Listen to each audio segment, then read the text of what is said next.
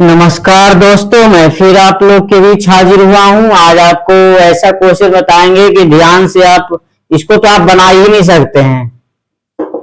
Challenge है मेरा कि नहीं बनेगा आपसे। कहता 10 सेंटीमीटर भुजा वाले एक घन को 2 सेंटीमीटर भुजा वाले छोटे घन में काटा जाता है। सभी छोटे घन का कुल पृष्ठीय क्षेत्रफल ज्ञात करिए। तो 10 सेंटीमीटर भुजा वाला एक घन को 2 सेंटीमीटर भुजा वाले छोटे घन में काटा गया। तो सबसे पहले छोटा घन में काटा गया है, तो छोटे घन की संख्या कुल कितनी होगी? तो छोटे घन की जो संख्या होगी, छोटे घन की जो संख्या होगी बराबर क्या हो जाएगा? बड़ा वाला कितना हो जाएगा? बड़ा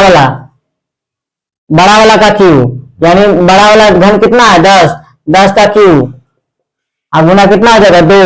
2 का क्यूब, 2 गुना 2 गुना 2, 2 पचे 10, 2 पचे 10, 2 पचे 10, 25 25 125। टोटल क्या हो जाएगा? छोटा घन हो जाएगा। छोटा घन टोटल कितना हो जाएगा? 125।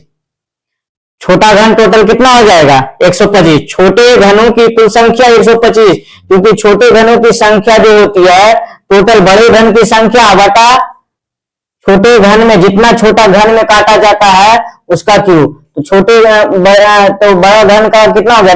10 का क्यूब इतना, और 2 का क्यूब हो गया इतना, यानी छोटे घन की कुल संख्या इतना आ गया। तथा सभी छोटे घन का कुल पृष्ठीय क्षेत्रफल बताइए। तो छोटे घन का मतलब घन का कुल पृष्ठीय क्षेत्रफल होता है 6 गुना भुजा स्क्वायर। घन का कुल पृष्ठीय क्षेत्रफल कितना होता है? घन का संपूर्ण पृष्ठीय क्षेत्रफल होता है 6 गुना, घन का पृष्ठीय क्षेत्रफल होता है 6 गुना भुजा स्क्वायर होता है। ठीक है, तो ऐसा कई गो छोटा घन बना? 125 गो, 125 हो जाएगा।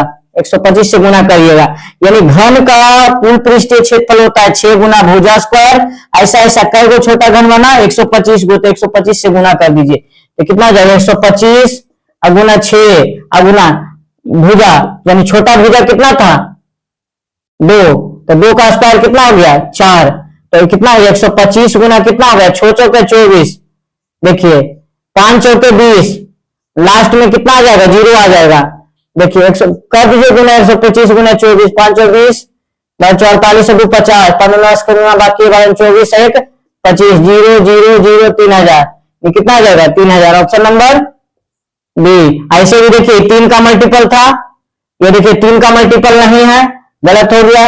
ये 3 का मल्टीपल नहीं है, ये भी 3 का मल्टीपल नहीं है, 3 का मल्टीपल यही है। 24 से भी आप काट सकते थे, जो 3 का मल्टीपल होगा वही आंसर होगा। अब कहते देखिए, कहता 7 सेंटीमीटर त्रिज्या का एक हवा का बुलबुला हवा में तैर रहा है। 7 सेंटीमीटर त्रिज्या का एक हवा का बुलबुला हवा में तैर रहा है। बुलबुले का शीर्ष का उन्नयन कोण 60 डिग्री है और बुलबुले के केंद्र का उन्नयन कोण मानव नेत्र से 45 डिग्री पर है। तो बुलबुले के केंद्र की ऊंचाई बताइए। मान लिया जाए क्या है? ऐसे करिए, इधर बनाते हैं। मान लिया जाए ये क्या है? बुलबुले की केंद्र की क्या है? ऊंचाई है। ये बुलबुले की केंद्र की ऊंचाई है। ये बुलबुले की केंद्र की क्या है? ऊंचाई है। मान लिया जाए बुलबुला का केंद्र का क्या है? ऊंचाई है। ठीक है, ये क्या है? बुलबुले की केंद्र की ऊंचाई है और इससे 60 सेंटीमीटर ऊपर 60 सेंटीमीटर त्रिज्या का एक हवा का बुलबुला हवा में तैर रहा है, यानी इससे 60 सेंटीमीटर ऊपर तैर रहा है। और बुलबुले का शीर्ष का उन्नयन कोण कितना है? 60 डिग्री। बुलबुले का शीर्ष का उन्नयन कोण 60 डिग्री है। तो बुलबुला तो शीर्ष यही होगा, तो इसका शीर्ष का उन्नयन कोण कितना हो जाएगा? 60। बुलबुला का शीर्ष यही है, यानी बुलबुला यहां से उड़ रहा है तो शीर्ष यही होगा बुलबुला का।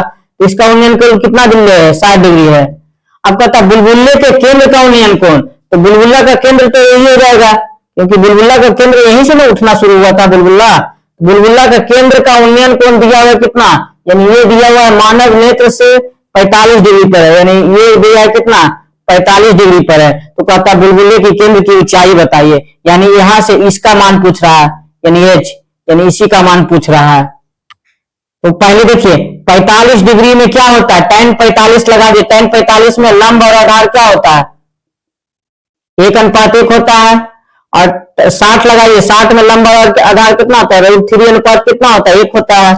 देखिए दोनों के लिए आधार बराबर है, 45 डिग्री के लिए भी आधार यही है और पूरा यानी 60 डिग्री के लिए भी आधार यही है। तो आधार दोनों को बराबर करिए। आधार पहले से ही क्या है, बराबर है। आधार पहले से ही क्या है, बराबर है। तो देखिए यहां देखिए कितना बिल्ले है, बुलबुले के केंद्र का उन्नयन कोण मानव नेत्र से 60 सेंटीमीटर के, यानी ये बिल्ले कितना 60 सेंटीमीटर, 60 सेंटीमीटर हवा का बुलबुला हवा में तैर रहा। यहां से यहां तक की दूरी कितना बिल्ले है, 60। तो हमको टोटल दूरी में इसको दूरी क्या करना पड़ेगा, घटा देना पड़ेगा। तो टोटल मतलब 60 वाला में इसको क्या करना पड़ेगा, घटा, लंब को घटाना पड़ेगा, यानी √3 - 1 को क्या करना पड़ेगा।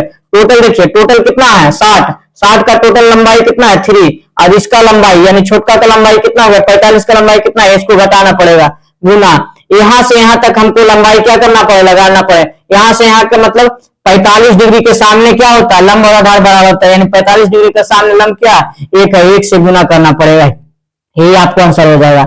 अब कितना हो जाएगा 60/√3 - 1। अब देखिए ऐसा कोई ऑप्शन में है नहीं, यानी मतलब हमको कन्वर्टिंग करवा देगा।